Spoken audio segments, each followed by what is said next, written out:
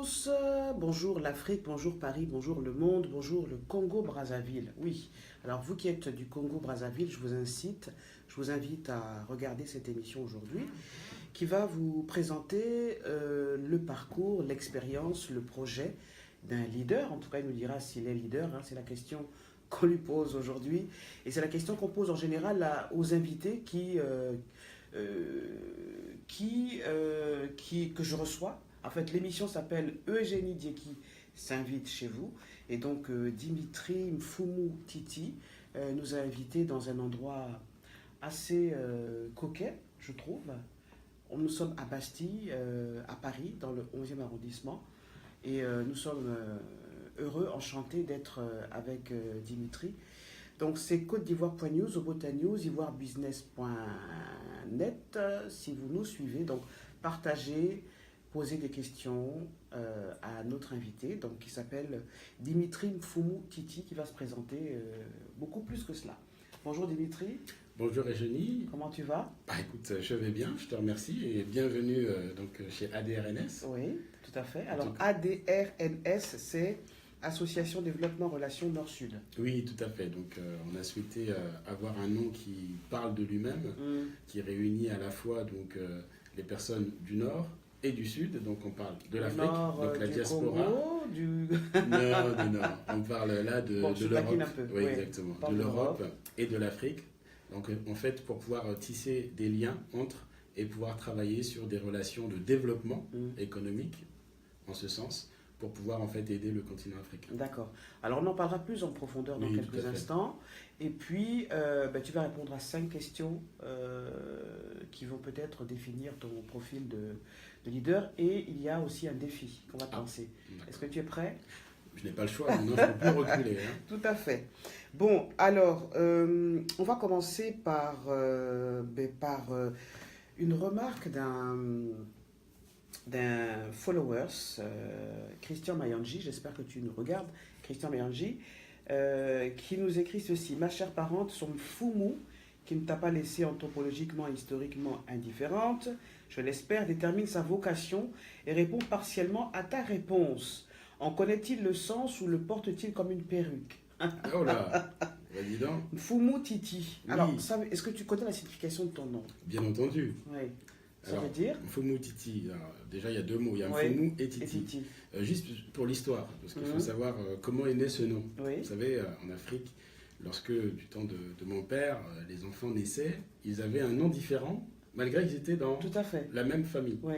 Et il s'est avéré que lorsque mon père est né, la période qui était là, c'était que donc mon grand-père voyait en fait qu'il y avait beaucoup de chefs au sein des fratries qui voulaient prendre un peu le pouvoir alors que c'était lui l'aîné. Prendre le pouvoir. Et voilà. Et donc, il a donné au nom de mon père, Mfumu Zingi. Donc, Mfumu, donc plusieurs chefs. D'accord. Et après, c'est quand mon père est arrivé en France qu'il a transformé donc, le Nzingi en Titi. Donc, la racine est restée, Mfumu. Donc, c'est quelqu'un qui a de l'autorité, qui a... on peut dire, un pouvoir, et donc qui... J'aime bien la façon dont tu le dis, pouvoir, tu hésites un peu. Oui, parce qu'après, ça peut être mal perçu. Ouais, donc c'est pour ça que, tout simplement, c'est comme le management, c'est-à-dire qu'on a le bon management, c'est-à-dire qui est là pour élever les gens, et on a le mauvais management qui est là pour tyranniser, qui est là pour abaisser les gens. Il y en a beaucoup, il y a beaucoup de genres de management comme celui-là. Oui, voilà, donc c'est pour ça que quand on connaît les deux, on fait attention. Il faut faire attention. D'accord. Donc Mfumu Titi, oui, en effet. Donc je connais la signification et merci au follower là, qui nous a taquiné là-dessus. Non, c'est pas une perruque. C'est quelque chose que... alors, ce sera à vous de répondre, puisque moi je ne peux pas répondre à la question. Mfumu, donc ça veut dire celui qui a le pouvoir. Qui a une autorité. Qui a une autorité. Voilà, d'accord. Dans ce sens-là, c'est mieux. Dans ce sens-là. Et puis Titi. Alors après, Titi, ça dépend des dialectes. Oui. Ça pourrait signifier le bois, ça pourrait signifier la forêt. Mama Titi, donc ça dépend, vous voyez, après on peut faire des associations, chef de la forêt. Le chef de la forêt, voilà. Tout à fait. Mais voilà. Ok, bon, alors tu vis en France depuis combien de temps? Ah oula, depuis 1982. Ah ouais, 1982, donc après tes études, tu ne rentres pas au pays? Non, en fait, moi je suis arrivé en France à l'âge de 5 ans et demi, je fêtais mes 6 ans donc au mois de novembre 82. Donc j'ai fait mon CP jusqu'à mes études supérieures, master de management, transport, logistique. Donc en fait, tu es français à part entière aussi. Je suis né congolais et je suis de nationalité française aujourd'hui, mais bien entendu, mes racines sont au Congo. Tes racines sont au Congo, oui, puisque tu es un acteur économique au Congo-Brazzaville, tu es un acteur dynamique de la diaspora congolaise. Tout à fait. Tu es administrateur dans une radio, s'appelle la radio Fréquence Protestante. Oui, tout à fait. Tu es cadre dans une grande entreprise française de transport. Oui. Et tu es donc le président de l'association Développement Relations Nord-Sud. Donc c'est ADRNS. Voilà. Bon, alors parlons de ce projet. Et si vous avez des questions, mesdames et messieurs, à poser à Dimitri, c'est l'occasion de lui en poser. Donc, l'association existe depuis combien de temps et quel est son objectif principal? Alors, en fait, l'association a connu 2 temps. Le premier, c'est 2007.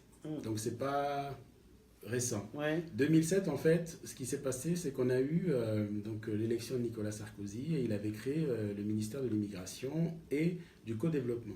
Et c'était donc Brice Hortefeux qui était ministre à ce temps-là. Et avec un collègue, Marie-Alfred Ngoma, nous nous sommes réunis et nous avons pensé qu'il était bon, exactement, qu'il était bon, qu'il était bon qu'on puisse en fait réfléchir, nous, en fait, à quelle contribution la diaspora pouvait apporter dans le cadre des projets de co-développement. Et on avait organisé une réunion le 15 décembre 2007, c'était à Porte de la Chapelle, on avait eu la chance d'avoir le président du Forum, M. Voravang, qui était donc venu assister à cette réunion, et avec plein de compatriotes congolais, nous avons réfléchi en fait sur les contributions que nous pouvions apporter, et ça avait donné lieu à un support qu'on avait adressé, que ce soit à certains ministères, à l'ambassade du Congo, et voilà, donc ça c'était le premier temps. À partir de ce moment-là, il y a eu plein d'initiatives qui sont nées dans le cadre des relations Nord-Sud et du co-développement. Avec Marie-Alfred, nous avions donc choisi le pli de nous associer à d'autres initiatives qui étaient un peu plus avancées. Et donc ça a permis de pouvoir toujours contribuer à travailler au niveau de la diaspora. Dans ce que tu dis, il y a ce que tu ne dis pas et que je perçois, c'est que effectivement cette diaspora africaine et notamment congolaise en France a beaucoup d'idées, mais parfois elles sont, elles volent en éclats. Avant de passer à des projets. Bah, oui. Pourquoi d'après toi? En fait, là-dessus, on peut se dire qu'en effet, il y a beaucoup d'initiatives, il y a beaucoup de projets qui sont portés par les uns et les autres, et parfois on part un peu de manière dispersée, et ce qui fait que quand on arrive devant des autorités ou devant certaines instances, comme il n'y a pas de cohésion sur les différents projets, ils voient bien qu'il n'y a pas de ciment en fait, qui peut faire en sorte qu'on puisse travailler ensemble, ce qui fait que soit parfois des projets peuvent aboutir, mais comme les personnes sont isolées, elles s'essoufflent, alors qu'aujourd'hui, ce qu'on souhaite faire, c'est ce qu'on va présenter après, d'être beaucoup plus un intégrateur pour pouvoir travailler ensemble et pour aboutir. Parce qu'il y a une maxime qui dit seul on va vite, mais ensemble on va plus loin. Voilà, donc c'est vers cela qu'on veut tendre. Tout à fait, mais c'est aussi le leitmotiv de la chaîne Obota News, ensemble on est plus fort. Tout à fait. Bon, alors...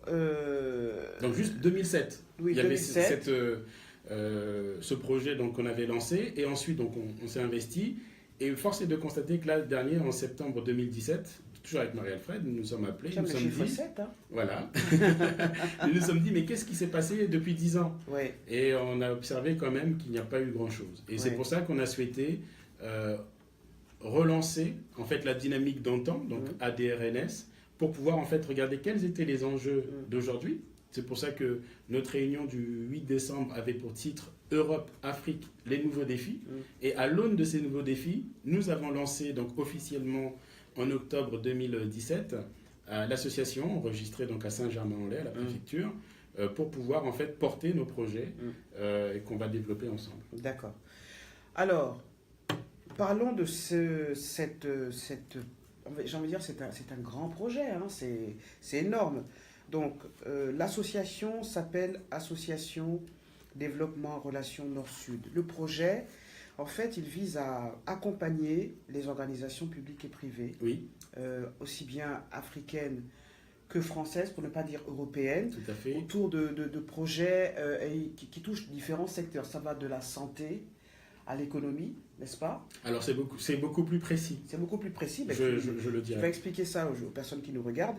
Et tu veux en fait créer une plateforme. C'est ça. Où l'Afrique ou les Afriques exactement se retrouvent. Et la plateforme, tu veux l'implanter où? Alors, ce sera en France. En France. Et proche de Paris. Proche de Paris. D'accord. Alors, dis-nous où tu en es déjà au stade du projet. Alors, aujourd'hui, pour ceux qui sont intéressés pour regarder c'est quoi ce projet, vous pouvez aller sur le site donc www.adrns.org et vous verrez un lien pour simplement en cliquant, vous allez voir en fait de quoi il s'agit par rapport à ce projet African Green Building. Il y a même aussi une vidéo qui explique davantage le projet. Exactement, il y a une vidéo d'immersion qui vous permet de voir. En fait, là, je vais le faire avec des mots, mais avec la vidéo, vous pourrez vraiment vous immerger dans ce que l'on souhaite mettre en avant. C'est encore plus parlant, explicite. Exactement. Alors, aujourd'hui, on est au stade où on a fait travailler donc, un architecte pour pouvoir retranscrire ce qui était en nous. Et c'est ce que vous allez voir. Donc, là-dessus, aujourd'hui, on est à la phase ce qu'on appelle esquisse. Donc, on a présenté de manière conceptuelle ce que l'on souhaite obtenir. Donc, on a des plans, bien entendu, mais on a la vidéo qui permet vraiment et puis il y a de s'immerger. La notion du temps aussi, je pense, c'est important. Donc, le projet est censé démarrer en 2018, là? Alors, le projet, est bien entendu, est censé démarrer en 2018. On dit le projet physique? Alors, non, pas physiquement. C'est-à-dire qu'aujourd'hui, nous sommes dans une phase où on est en train de présenter notre vision, où on est en train de déployer notre vision pour avoir le maximum de personnes qui vont pouvoir en fait s'agglomérer à nous et convaincre les institutions pour pouvoir nous aider à réaliser ce grand projet. Parce que, comme je le disais tout à l'heure, seul on ne pourra pas le faire. Alors, il y a les personnes qui nous regardent actuellement. Parmi ces personnes, il y a des décideurs, des prescripteurs, des personnes qui peuvent faire pousser ton projet, le faire grandir et le voir prendre corps. Est-ce que tu as un message particulier justement pour ces personnes? Alors, bien entendu, et je salue là l'Afrique qui nous regarde, je salue la France, la Chine, la Côte d'Ivoire, le Cameroun, voilà, en gros, tous les followers qui sont là. Et le message que j'aimerais passer, tout simplement, c'est qu'aujourd'hui, on a besoin de se regrouper. Il y a beaucoup d'initiatives, moi, depuis que je rencontre certaines personnes et que j'explique ce projet, qui ont été essayées dans ce sens. Et pourquoi est-ce que ça pourrait marcher aujourd'hui? C'est tout simplement parce qu'on a une vision, on sait où on veut aller, on l'a dessiné dans le temps, c'est-à-dire que pour nous, ce n'est pas aujourd'hui que ça va se faire ou demain, c'est qu'on a prévu que ça se fasse plutôt fin 2019, voire 2020. Maintenant, si ça peut arriver avant, c'est qu'on aura eu vraiment des soutiens inespérés. Maintenant, chacun d'entre nous pouvons contribuer à la réalisation de cet objectif. Et de quelle façon? Premièrement, c'est pouvoir, venir adhérer à ADRNS. Deuxièmement, c'est que si vous êtes dans des entreprises qui pratiquent une politique, ce qu'on appelle RSE, responsabilité sociale des entreprises, et que vous trouvez que notre démarche est vertueuse et rentre dans vos stratégies, n'hésitez pas à nous contacter pour voir comment vous pourrez nous aider dans le cadre du mécénat, ou en permettant que notre fonctionnement permette justement de nous déployer et aller parler aux différentes personnes, que ce soit à Bruxelles, que ce soit à Addis Abeba, pour justement que ce projet qui est le nôtre aujourd'hui devienne le projet de tous. Quel est le maître mot de ton association? J'ai envie de dire, quel est l'esprit, qu'est-ce que tu vises? Parce qu'il y a beaucoup d'associations comme la tienne. Hein? Oui. Et qu'est-ce qu'elle a de particulier? Et j'ai envie d'aller plus précisément, quelle est sa valeur unique? Qu'est-ce qu'elle apporte de spécial? En dehors du fait qu'on voit bien que tu as envie que ça marche, que tout seul, tu peux pas le faire, qu'il faut vraiment y aller ensemble. C'est quoi la spécificité de ton association? Alors, la spécificité de l'ADRNS, c'est mis dans le sous-titre, c'est « Agissant ensemble pour l'Afrique ». Et pour cela, ça nécessite plusieurs choses. Ici. Voilà, agissant ensemble pour l'Afrique. L'une des spécificités, c'est qu'on connaît nos limites. C'est-à-dire qu'aujourd'hui, on a un objectif, on a une vision, et on sait que nous pourrons, nous, faire certaines choses, mais que vous autres, qui allez venir nous aider, vous allez pouvoir concrètement nous aider à aller plus loin. Et aujourd'hui, ce que j'ai envie de dire simplement, c'est que si des personnes sont touchées par cette démarche qui veut mettre, en tout cas l'Afrique à l'honneur, qui veut faire en sorte qu'on ait un endroit où on pense, on respire et on pense développement d'emploi pour nos compatriotes, nos frères ou sœurs qui sont restés en Afrique, venez nous rejoindre. Et là-dessus, c'est que avec cette conviction où on a chacun ce souci de vouloir travailler pour le continent et d'une manière non dispersée, mais où chacun est vraiment dans ses spécificités, alors à partir de ce moment-là, on peut réussir. C'est-à-dire qu'on n'est pas là pour s'écraser. C'est, dans le domaine des organisations, on dit un objet à chaque place, où chaque chose se fait en temps voulu. C'est-à-dire qu'il y a des personnes qui vont nous accompagner à un moment donné, d'autres qui vont prendre le relais, et ainsi de suite, de telle sorte que ce projet, en fait, aboutisse jusqu'au bout. Alors, le projet... dont tu écris que l'ADRNS souhaite réunir les opérateurs économiques et la diaspora dans un bâtiment d'environ 5000 m², oui, avec des espaces de coworking, des espaces de travail collaboratifs décloisonnés et permettre l'animation de communautés de projets pour les pays d'Afrique. Alors c'est une très belle idée. Comment est-ce que tu as déjà trouvé l'espace? Comment ça se passe, dis-moi? Alors aujourd'hui, pourquoi on est arrivé à ce constat? C'est comme tu l'as dit très bien tout à l'heure, Eugénie, pourquoi est-ce que ça marcherait? Pourquoi est-ce que les gens nous suivraient? C'est qu'en effet, on a beaucoup d'associations qui travaillent pour l'Afrique. On a beaucoup d'initiatives qui sont lancées. Et la spécificité d'ADRNS, c'est que nous, on a choisi 4 leviers qui vont nous permettre en fait, de structurer notre démarche. Ces 4 leviers sont premièrement l'agriculture écologique. On souhaite pouvoir identifier, trouver avec les compatriotes des projets qui sont sur le domaine de l'agriculture. Pourquoi? Parce qu'on pense que c'est un moyen qui permet facilement de créer de l'emploi en générant des chaînes de valeur, que ce soit au niveau de la semence, au niveau de la récolte, au niveau du stockage, au niveau du transport et au niveau de la commercialisation. Donc vous imaginez juste avec un élément, on dégage toute une chaîne de valeur et chacun peut trouver des emplois. Et on a besoin de se réunir, de voir ensemble quels sont, en fonction des différents pays, donc des 54 pays que concerne l'Afrique, quels sont les produits typiques, spécifiques, qui sont là, parfois qui ne sont pas très bien développés. Comment on peut ensemble travailler dessus? Par exemple, au Congo-Brazzaville, on a le moringa, qui, à partir d'une graine, on a différentes facettes de choses que l'on peut faire au travers de ce produit-là. Et dans d'autres pays, on a aussi d'autres produits bien spécifiques. Je pense à la cola, je pense à la ticket, je pense à plein de produits comme ça qui sont parfois pas très bien utilisés. Mais si ensemble, on arrive à bien réfléchir, à faire en sorte qu'on ait des modèles pour pouvoir les commercialiser et développer de l'emploi en Afrique, eh ben voilà, ça c'est un exemple concret de choses que l'on peut faire. Ensuite, on a aussi le modèle de Sangaï au Bénin, qui nous montre qu'au travers d'un écosystème aujourd'hui qui est devenu complètement un lieu qui arrive à exporter la production locale, alors qu'avant il faisait que des imports, donc il y a quelque chose qui marche. Essayons de le dupliquer dans les autres pays pour justement pouvoir générer des emplois. Alors ça, c'est au niveau de l'agriculture. L'agriculture écologique. L'agriculture écologique. Pourquoi écologique? Parce qu'il faut faire attention, il y a une tension entre le réchauffement climatique. Vous savez qu'en Afrique, on a les bassins du Congo qui composent à peu près 12 pays. Et il y a cette tension entre le Sahel qui pousse le réchauffement climatique et l'agriculture, où l'agriculture a besoin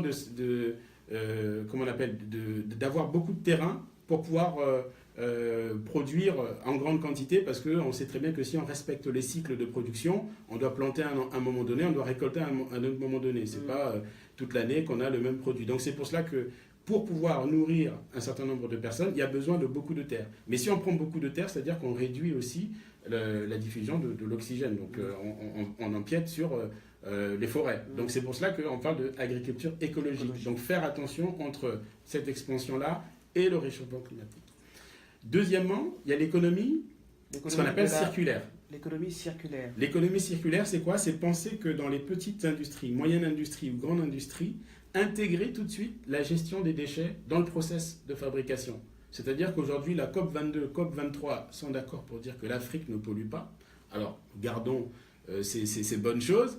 Et demain, en revanche, intégrant la gestion des déchets déjà dans le process pour pouvoir les réemployer et ne pas faire en sorte qu'on soit des pollueurs, nous, demain.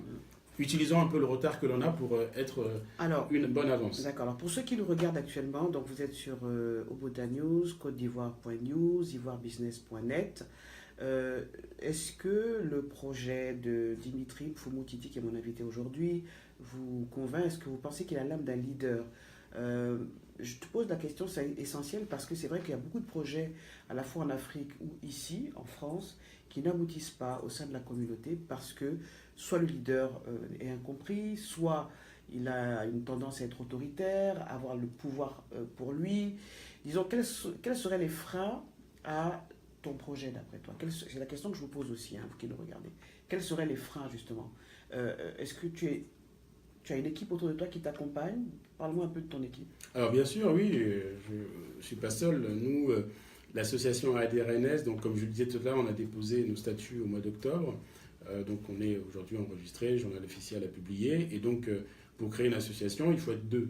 Là, nous, on était 4. Donc on a une trésorière, on a un secrétaire, on a un administrateur et on a un président qui est votre auguste serviteur. Donc on est 4 aujourd'hui à travailler. Et bien sûr que nous souhaitons, au travers de l'année qui vient, nous renforcer. Et nous renforcer avec des personnes qui sont représentatives du continent africain. D'accord. C'est-à-dire pas seulement un seul pays, mais d'avoir des antennes un peu partout. Alors des antennes d'une part, mais déjà au sein de notre conseil d'administration, des personnes qui sont représentatives des différents pays. De telle sorte qu'on parle vraiment pour toute l'Afrique. Tout à fait.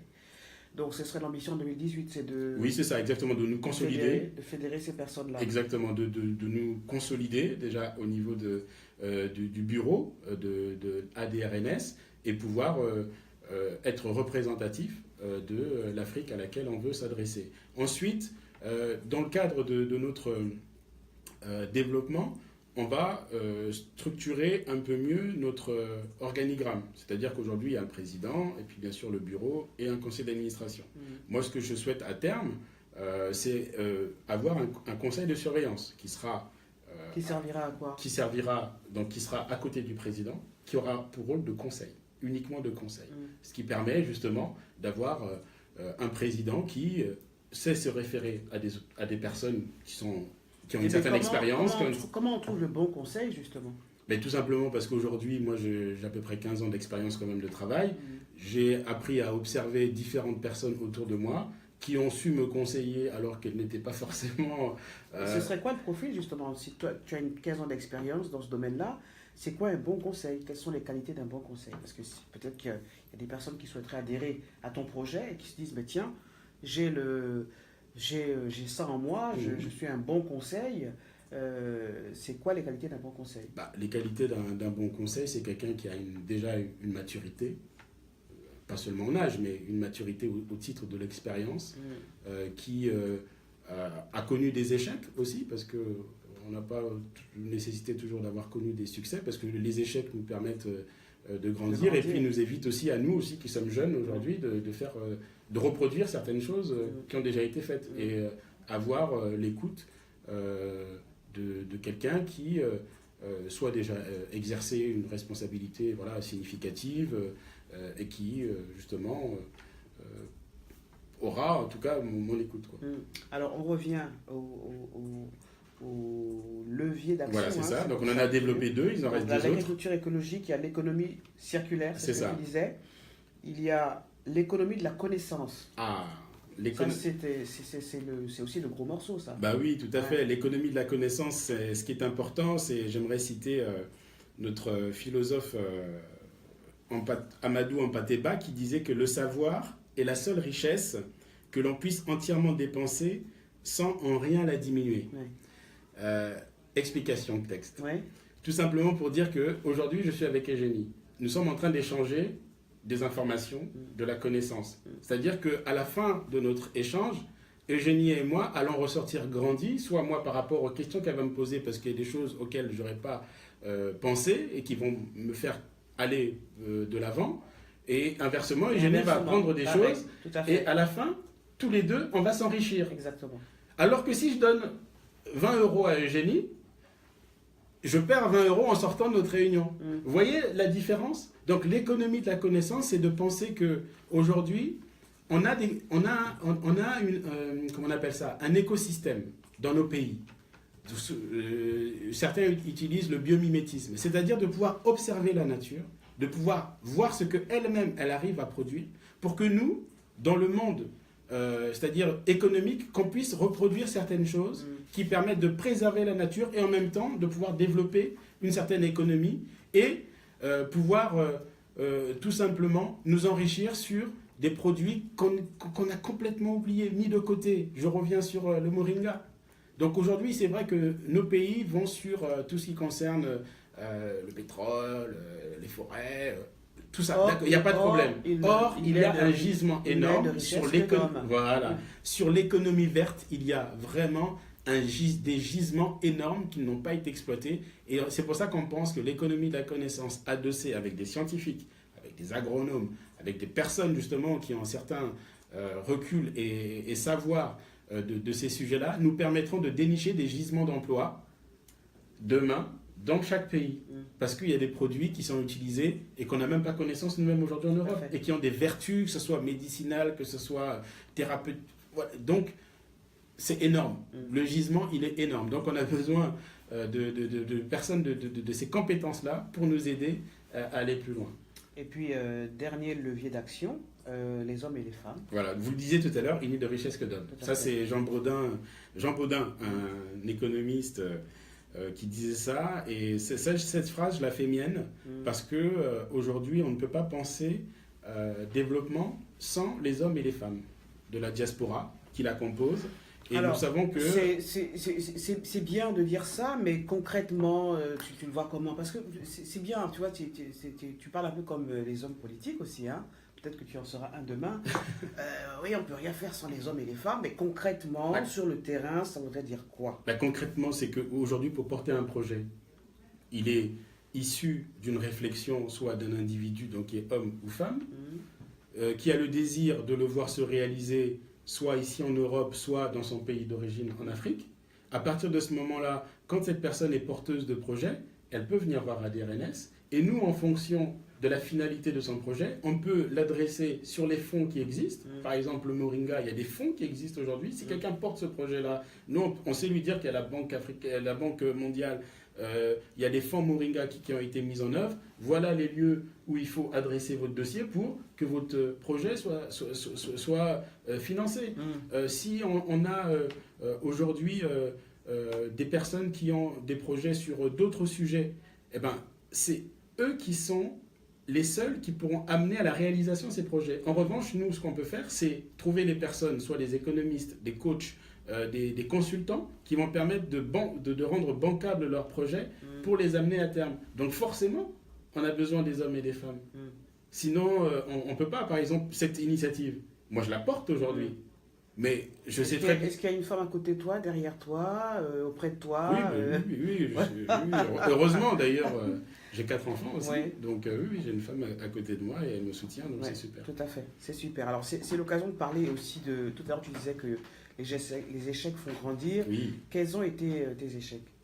Alors, les échecs, bien sûr, alors c'est toujours difficile de revenir comme ça sur soi.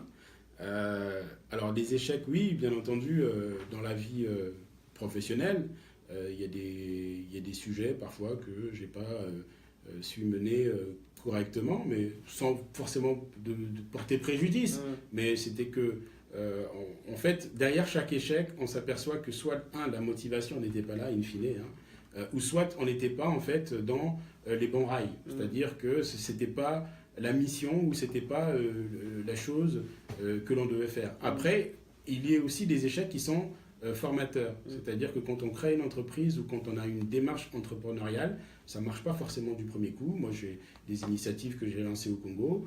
Ça n'a pas forcément abouti. Donc, il a fallu changer soit de service, soit de produit, tout simplement parce que la demande n'était pas là ou simplement parce que la manière dont on conçoit la réalisation d'un service n'est pas adaptée en fait au pays. Et ça, c'est ce que j'ai fait au départ. C'est-à-dire que je pensais qu'avec mes schémas ici d'Europe que j'avais bien appris, et que ça allait marcher correctement en Afrique. Alors, et puis ça, c'est un apprentissage qui fait qu'aujourd'hui, c'est important d'entendre, premièrement, les personnes du terrain, et après ça, de pouvoir maintenant comment adapter justement le service ou l'approche que l'on a à l'aune de ces retours que l'on a pour s'enrichir et rendre quelque chose qui est partagé. Alors, tu es cadre dans une grande entreprise française de transport. Oui.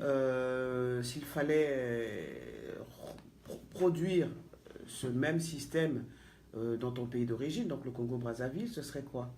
Comment tu le ferais? C'est-à-dire? S'il fallait installer, par exemple, je sais pas, mettre des trains... Comment le ferait? Ou alors même, tiens, un aéroport. Enfin, il paraît que l'aéroport Congo-Brazzaville il est juste génial. Mais qu'est-ce qu'il faudrait améliorer en termes de transport au Congo? Alors, c'est pour ça que aujourd'hui, ce genre de projet, pour qu'il réussisse, il faut qu'il soit fédérateur. Il faut qu'il soit fédérateur et il faut qu'il s'appuie aussi sur les autorités locales. On ne peut pas penser un projet comme ça en arrivant avec nos gros sabots, en disant voilà, les autorités locales ont failli, ou elles ont fait ceci, ou elles ont fait cela. On marche ensemble. C'est-à-dire que nous, vous avez utilisé tout à l'heure l'image du train, on a des rails qui sont là, une infrastructure, donc qui est ADRNS, qui est posée. Et au travers de cela, on veut avancer et convaincre tout le monde, y compris les autorités. Bien entendu qu'il y a des choses qui doivent être améliorées, les infrastructures, pour qu'on puisse avoir un développement économique. Si l'État ou le gouvernement n'a pas des politiques qui vont dans ce sens, comment est-ce que nous, associations, on peut dire « regardez, ça ne marche pas ». Donc nous avons besoin que les pouvoirs publics s'investissent dans leurs prérogatives.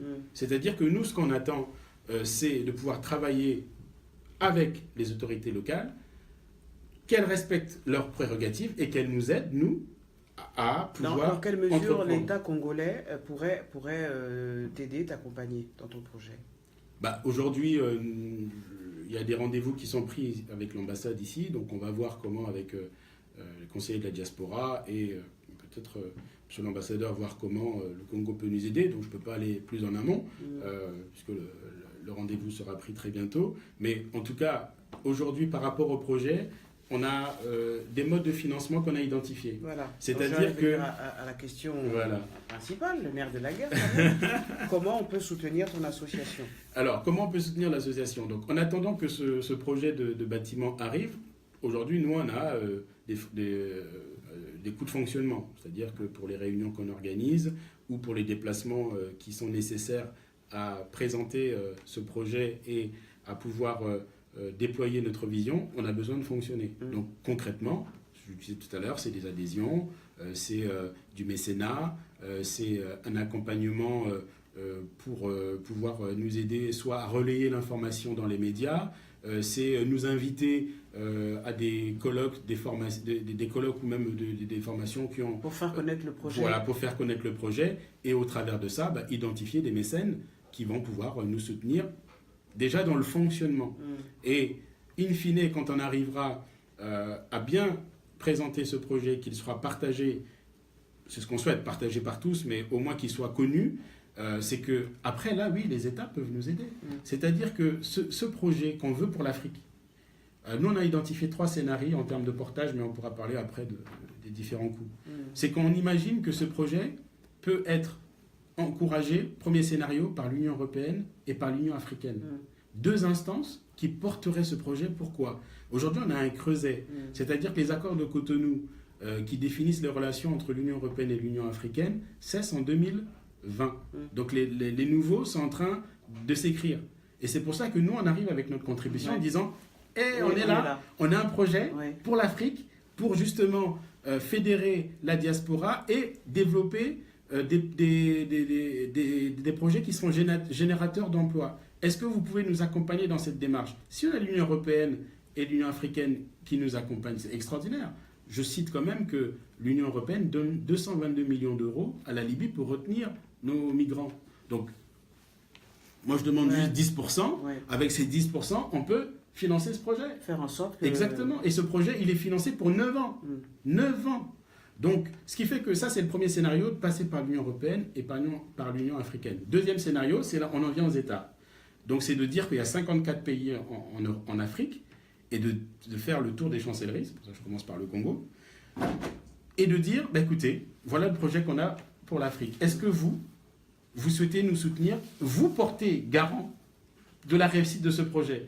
Et que ce coût-là, qui soit divisé par 54, ça rend l'addition acceptable. À la hauteur d'un pays. Je ne parle pas d'un individu, à la hauteur d'un pays. Donc, qui tournerait autour de 80 000 euros à l'année, et voire 680 000 euros pour 9 ans. Donc, c'est rien du tout à la hauteur d'un État. Et si ça ne marche pas, ce deuxième scénario, le troisième, c'est passer par la diaspora. C'est pour ça qu'on souhaite mobiliser la diaspora autour d'une plateforme. Et là, c'est créer une structure, une société, et on ouvre des parts, 2000 parts, 5000 parts, 6000 parts. Et là, ça rend tout de suite le projet viable. C'est 2000 euros, admettons, si on a 2000 parts. Et sur 9 ans, entre 17 et 20 000 euros. Donc, moi, j'ai vraiment envie que ce projet aboutisse parce qu'on est capable de le faire, ne serait-ce qu'au niveau de la diaspora. Alors, comment justement ton projet est accueilli au niveau de la diaspora? Alors, aujourd'hui, on a eu donc notre première réunion le 8 décembre. On a présenté le projet.